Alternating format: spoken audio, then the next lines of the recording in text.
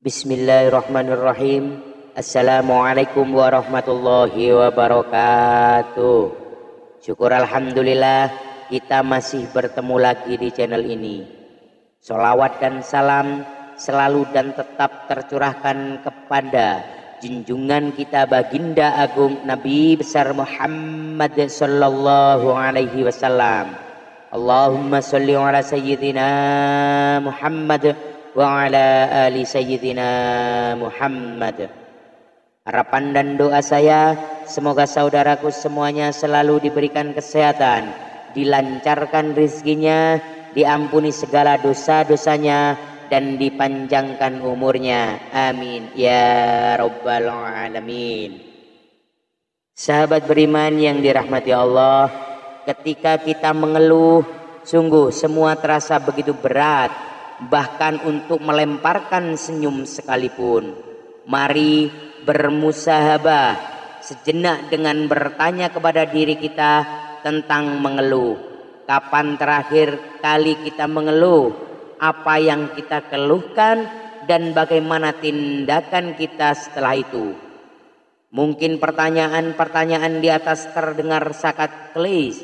Namun bisa jadi kalau kita mau membuka ruang untuk merenungkan lebih dalam, kita dapat mengambil hikmah tentang aktivitas mengeluh tersebut.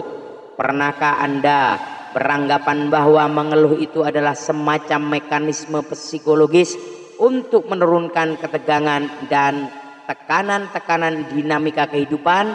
Atau barangkali Anda termasuk dalam golongan mereka yang memandang mengeluh adalah suatu tindakan kekanak-kanakan yang hanya melahirkan masalah-masalah baru, bukannya solusi.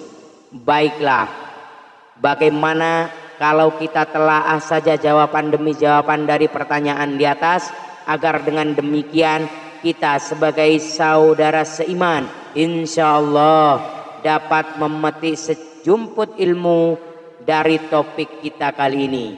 Mengeluh itu sifat.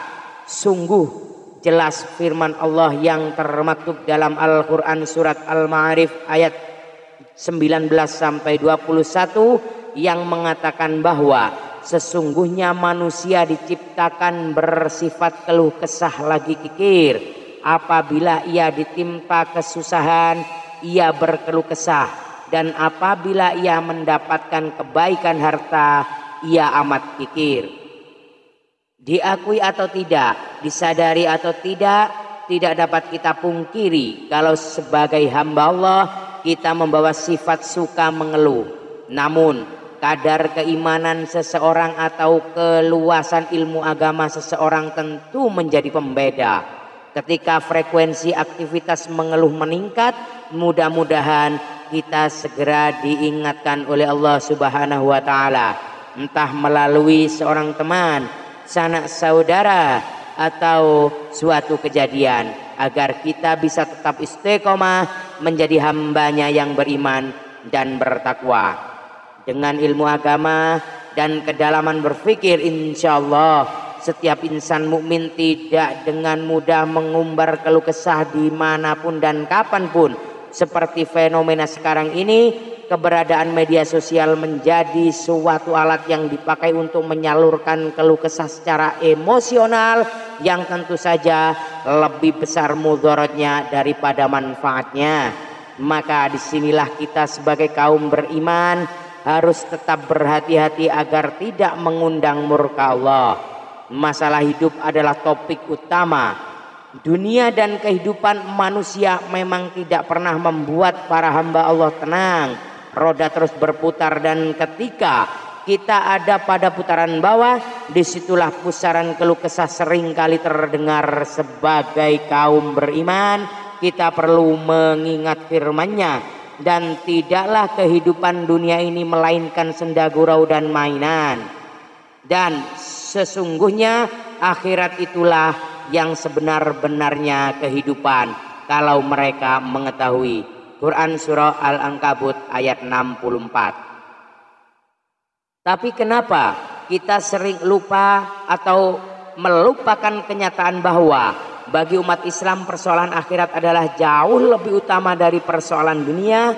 Kalau memang dunia hanya melahirkan begitu banyak permasalahan dan keluhan, kenapa dunia masih begitu dicintai hingga akhirat dinomor duakan? Pernahkah kita berpikir ini adalah salah satu dari wujud maha pengasih dan maha penyayang Allah Subhanahu wa ta'ala kepada ciptanya? Allah berfirman, karena itu Allah menimpakan atas kamu kesedihan atas kesedihan, supaya kamu jangan bersedih hati lagi terhadap apa yang luput daripada kamu yang dan tidak terdapat apa yang menimpa kamu. Quran surat Ali Imran ayat 153.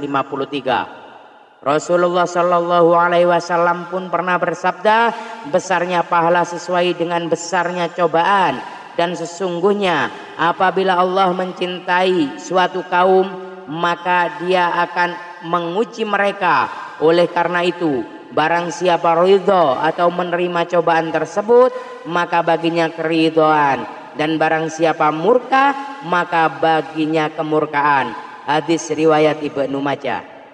Jadi janganlah dunia meletihkan kita, karena masih begitu banyak amalan yang harus kita lakukan dalam rangka mempersiapkan bekal agar mendapatkan yang baik dan terhindar dari azab neraka.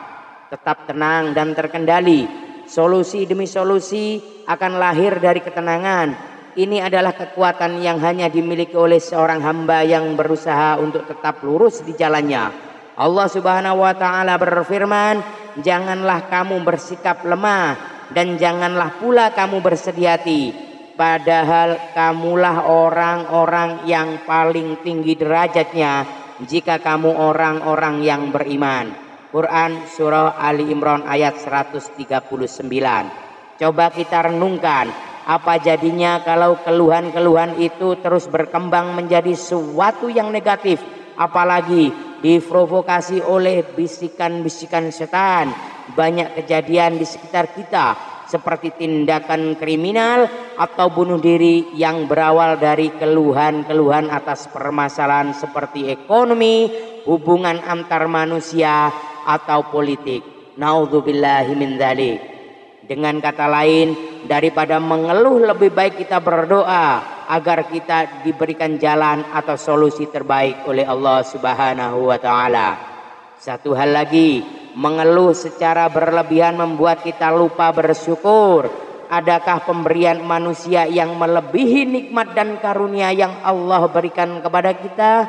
Kalau kepada sesama makhluk kita bisa begitu tunduk karena merasa telah diberi sesuatu yang berharga, kenapa pada Sang Maha Pemberi kita selalu lebih banyak mengeluh dan memohon terus, bukannya bersyukur kemudian tunduk dan diam? Para hamba Allah yang berusaha untuk tidak mengucapkan keluhan adalah mereka yang berusaha mengendalikan sifat keluh kesah tersebut. Ingatlah firman Allah Subhanahu wa ta'ala, barang siapa menyerahkan dirinya kepada Allah, niscaya Allah akan mencukupinya atau memeliharanya.